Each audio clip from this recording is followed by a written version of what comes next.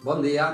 Vull presentar-vos el llibre El cas de les paraules inaudites, que té 13 contes creats a partir de paraules poc usuals i que està destinat a un públic juvenil, sobretot a alumnat de primer i segon de l'ESO.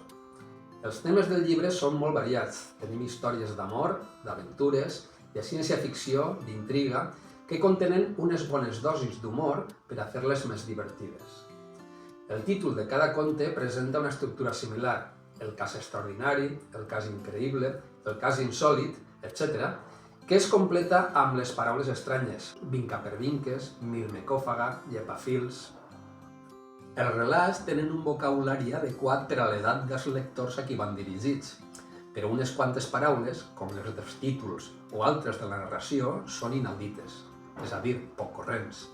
I per tant, si voleu saber què signifiquen, caldrà buscar-les al vocabulari que hi ha a les pàgines finals del llibre o al diccionari quan allí no hi apareguen. El diccionari ha sigut un dels grans invents de la humanitat.